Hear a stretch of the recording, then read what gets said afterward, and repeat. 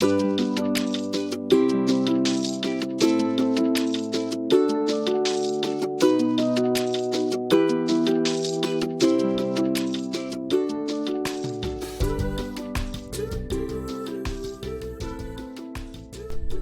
hey everybody, we're out here on July 30th at McBride Nature Recreation Area. This is located just south of McBride State Park, north of Iowa City.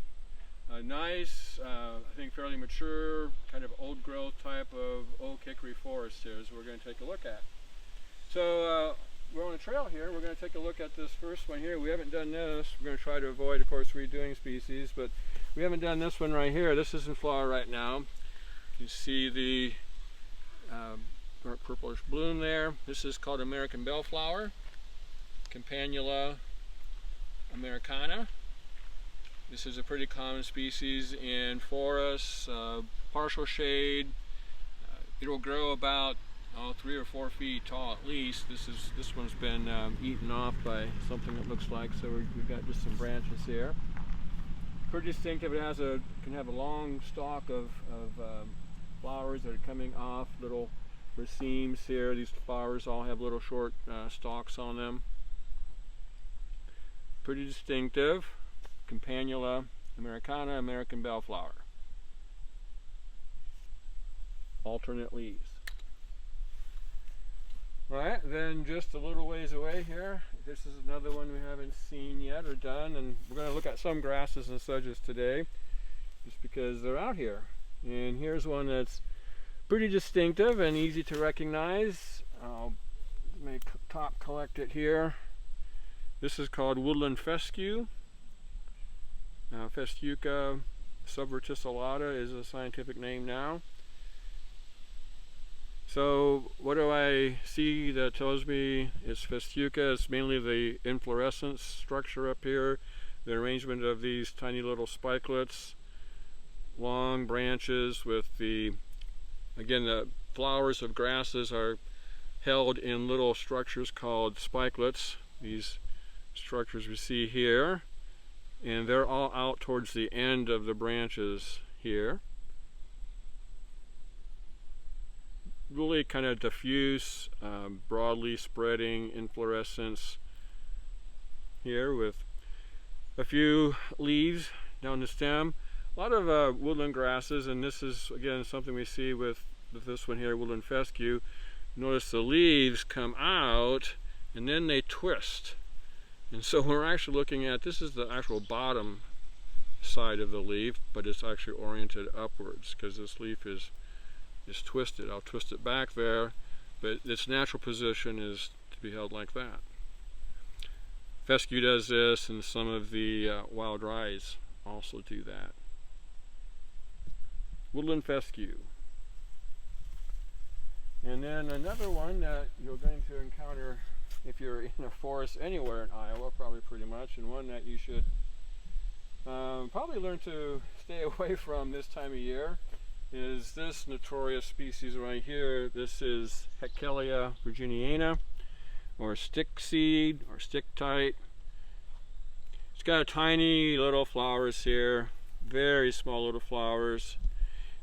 If you remember from the prairie at Doolittle, we saw something called hoary puccoon. This is in the same family, Boraginaceae. Flowers are much, much smaller though, and white. Tiny little things there. What this thing is really known for though are these fruits, these green structures here, which are the fruits formed after the flower is mature. Those things stick to you and anything that they touch very tightly. And the problem is that this thing has these branches that spread out, and so when you're walking through the forest from this time of year or later, I just pulled a bunch of them off of me earlier, you come up anywhere near one of these things, it seems like they just jump right out and latch onto your clothing, and they're kind of a pain to pull out. Stickseed, Haeckellia virginiana. All right, we've moved down the trail a little ways and we've come across a really nice diverse patch of sedges here. So I wanted to take a look at a couple of these species with you. We'll come down here and look at this one right here. These are a couple that are fairly easy to identify vegetatively. This one here, it's got really broad leaves. Most sedges, and I'll pull up another one here, you're going to have leaves that are much more narrow and grass-like. So there are two sedges in Iowa that have really broad leaves like this. These are almost 2 inches wide here. And if I look at the base of this one, I'm going to see that there's no reddish coloration down in here. I don't see any bright red coloration. So that tells me this is white bear sedge, or Carex albercina. White bear sedge, Carex albercina. The other one that has broad leaves like this would have reddish coloration at the base of the stems down here at the base below these leaves, and that one would be Carex plantaginea. Alright, so white bear sedge has these really broad basal leaves. Then of course we don't have any of the spikelets or spikes anymore, but this is the culm or the stem that produced the flowers and the fruits. They're gone, but if we had those, that we could use those to again help verify this is a sedge. The other sedge that's in here is here's one right here, a little clump of much more narrow leaves, again more typical sedge leaves, but notice how bright green this plant is. Now it too does not have any spikes on it, any paragenia, so you can't use that characteristic. But I looked at it real close and I could see that where the spike was, and the characteristics I'm seeing here highly suggest this is Carex jamesii, or James's sedge. Another common name is grass sedge. So I'm pretty sure this is Carex jamesii, grass sedge. And we'll have one more species here that we'll take a look at, another new one we haven't seen yet in the forest. I'm going to focus on this plant right here. Now this does not have any flowers on it, so we're looking at it vegetatively, but notice this lower leaf right down here and this dark blotch kind of right in the center of the leaf. That's a pretty good characteristic for this plant. That combined with the really very broad elliptical leaves, alternate arrangement of leaves. And if we were to look at this really close, and I don't think Ben can probably see this, but the bases of the leaves here have a structure called an ochrea, which is a sheath-like structure that surrounds the base of the petiole and stem. That tells me that this is in the Polygonaceae, and this is Polygonum virginianum, a plant that goes by the common name of jumpseed. So jumpseed is a pretty common upland forest species. Again, the watermark kind of feature here is a good characteristic. Most of the time, most plants will have a few of those leaves that have that watermark, and then again just the really broad elliptic leaves. When it has flowers, it'll have a kind of an inflorescence that extends up a ways, sometimes curves, kind of an elongate branch-like structure, and tiny little flowers that will arise along that. And it should be flowering pretty soon. This one's not there yet, but it will be. We have a couple more grass species here to look at. They're just beginning to flower here. This one here is a fairly nice one in upland forest. You can see that the inflorescence here is just beginning to kind of take shape and come out of the what's called the boot stage here, the last upper leaf here.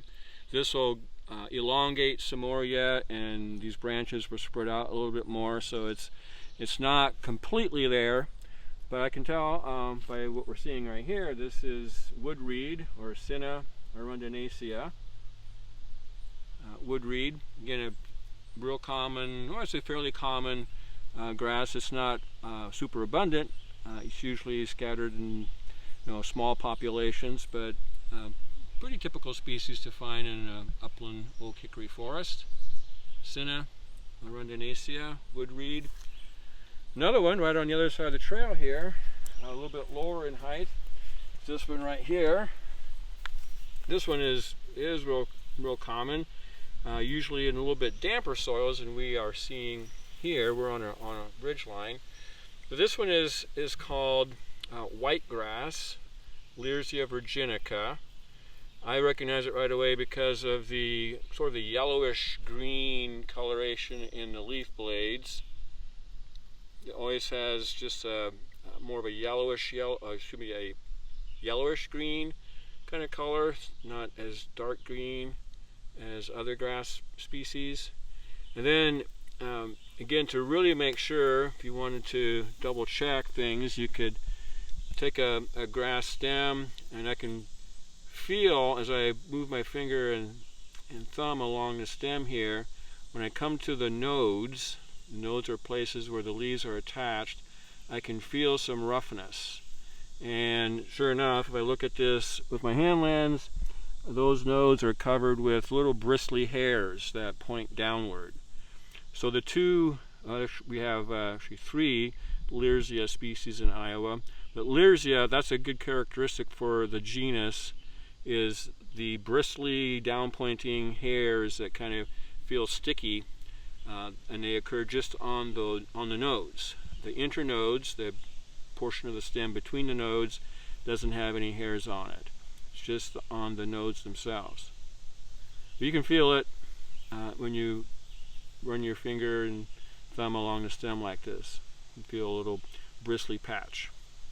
This is whitegrass again, Learsia virginica. And then we're going to take a look at one of the bed straws that's real common in forests like this, and even floodplain forests. Earlier in the year, when we were in Ames, we did see Cleaver's bedstraw. This is another real common species called sweet-scented bedstraw. This is Galium triflorum. You maybe remember the bedstraws have one of the characteristics are the whorls of leaves. So you see 6 leaves attached at one node there. 6 leaves is real common for sweet-scented bedstraw. This one also has some hairs on the stem that are downward pointing and kind of rough. Again, so when I'm feeling the stem here, rubbing my hand against the stem, and on the leaves, you can feel that roughness, kind of the stickiness from those hairs. In all the bed straws, the flowers are very, very tiny, very tiny. It takes a really good lens and almost a hand lens to really see what's going on there. There should be 4 petals there, but tiny, tiny little white flowers, usually a fairly diffuse and spreading inflorescence. So again, the inflorescence is a term we use to describe the arrangement of the flowers, how flowers are arranged on a plant. And when it's, again, branches, long branches, repeated branching, flowers really spread out. We can also describe that as a type of more of a diffuse, spreading type of inflorescence. The bed straws, again, always seem to have some kind of stickiness that helps them to climb over, and they don't always support themselves real well. One of their strategies is to kind of help support themselves by laying on top of other plants. Here we can see this bed straw is kind of clambering up over top of these white snake roots here. And these will have fruits that, this one has fruits that have some bristles on it. We can't really see those very well now, but the little bristles will be, again, a way for the roots to cling to things and get dispersed. Sweet-scented bed straw. We're going to take a look at another sedge, another grass. So here is a clump of a sedge species, a carex species, and again, of course, sedges again are graminoids. They look like grasses. They have the same kind of morphology or overall growth form shape as a grass. But if you remember from the first field trip out at Ames at Reactor Woods, I described the sedges as having a much different flower structure and a thing called a perigynia. So in this species, again, and that's what you always want to have to do sedges. You'd like to have perigynia, because the perigynia, again, that's this sac-like structure that surrounds the female flower. Those perigynia are really diagnostic and are almost always used to identify which sedge species you have. But we don't have the perigynia here, but I can see where they were, and that's going to help me on this species. I can see that the perigynia were spaced out. These little scale-like structures here represent where perigynia were attached, and they've been dispersed now. The perigynia contain, again, the fruits are inside that, and fruits have been dispersed. But the fact that there's just that the perigynia were spaced out, and I can tell by looking at the vegetative portions of the plant here that there were just probably 1 or 2 perigynia at each of these locations. That tells me that this is one of 2 species, either Carex rosea or Carex radiata.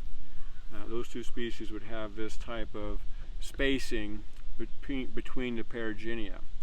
So in terms of deciding which of those 2 species it is, that gets a little bit harder, and having the perigynia would be helpful, because if we could see the perigynia in the styles, that would kind of clinch it. But there is a vegetative characteristic that can be used, and that's the width of the leaves. So I'm just looking at the leaves, some of these leaves here, and I pull a leaf out. Here's a leaf, and these are relatively broad. The magic distance, important distance, is about 2 millimeters. If the leaves are upwards of 2 millimeters or more broad, then it's likely Carex rosea, and that's what I think we have here, based upon again the width of these leaves, is Carex rosea, a rose sedge. Another really good upland forest Carex species. All right, then another grass that's real common in these kinds of environments, these upland oak forests, is this wild rye right here. And we can see the inflorescence here. Again, grasses have the flowers in spikelets, so these are spikelets arranged along this axis here. So the gestalt thing I'm seeing here is, again, the inflorescence just barely kind of emerging off the top of the plant, and again, not elongated at all. There's no separation between the inflorescence here and the top of the plant. In other words, there's no long peduncle or anything here that would separate this from the rest of the plant. The spikes here are all kind of right at the same level as the top of the plant, and even kind of the base of it's even kind of hidden by some of the bases of these leaves and sheaths here. That strongly suggests that this is Virginia wild rye, Elymus virginica. Now I want to take a look at it though, just to be sure, because recently the new treatment for Elymus in Flora of North America has determined that rather than just 6 species of Elymus in Iowa, we now have 12 species. And so what's happened is some of the variety level species, or subspecies I should say, varieties or subspecies, have been elevated to species. So while again this looks like Elymus virginicus, taking a look at the spikes here, the spikelets, will help confirm the length of the awns. Yeah, I say based on what I'm seeing there that this is indeed Elymus virginicus, Virginia wild rye. But we're going to look up now instead of down. We've been kind of focusing on the herbaceous layer, but when you're in a oak hickory forest, obviously the trees are an important part of the system as well. So let's take a look at some of the tree leaves that are within reach here. Again, I mentioned this as an oak hickory forest. I'm seeing lots of large white oaks and some large shagbark hickories. When you see a shagbark hickory, I think many of you maybe are familiar with the shaggy looking bark on it, which helps to give it away. But when you see a younger tree, such as this one right here, that bark characteristic isn't formed yet, of course. That's only going to be present on the much older trees. So how do you tell a younger hickory from other types of hickories? Well, if you can get access to the branch, of course, and the leaves, shagbark hickory is going to have a compound leaf with 5 leaflets. 5 leaflets that we see here, as opposed to the other hickory that we could run into, bitternut hickory, would likely have at least 7. So 5 leaflets for shagbark, 7 for bitternut. Then also, when you're looking at the branch, both of the hickories are going to have alternate leaves. So the leaves are, well, they're actually kind of spaced pretty close together here because they've formed along just a short growth of stem. You can see that these last leaves here are alternate. But the thing I want you to see is the bud right here, the bud that's forming now. Of course, the buds are the source of the growth that happened back last summer when there was a bud right here that opened up and all of this growth occurred. Now in late summer, trees are forming new buds. So a terminal bud is forming now again at the end of this short little branch or twig. And in the shagbark hickory, the buds are very plump and kind of round looking, as opposed to in the bitternut hickory, the buds are going to be way more slender, more narrow, and in bitternut hickory they usually have kind of an orange yellowish coloration to them. So by even in the wintertime, you can use that bud characteristic to separate bitternut hickory from shagbark hickory when you don't even have any leaves. So this is again shagbark hickory, Carya ovata, a young sapling. Right next to it are some leaves here from a larger tree back there, a tree that's in the understory. It's about maybe about 3 or 4 inches DBH. But I think you can probably see that this is the maple. Got the maple leaves here. So in Iowa we have 2 species of what we call hard maples. The hard maples are the species with slower growth, slower growing. The wood is of course much harder than the softer wood that you get with the fast growing ones like silver maple. So the way to tell whether you've got sugar maple or black maple, those are the 2 species of hard maples that we have. We in Iowa are kind of at the western end of the range of the hard maples, and as you go even further west, you're going to see more and more black maple than sugar maple. But in eastern Iowa, it's possible to see both species. If we were in central Iowa, I would say most likely it was going to be black maple. So the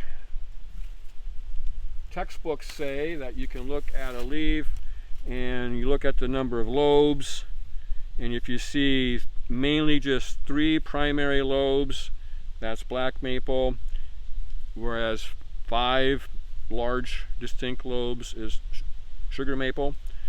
Also the angle that forms between the terminal lobe and the first of the lateral lobes, if this is more of a 90-degree angle like we see here, that's more black maple.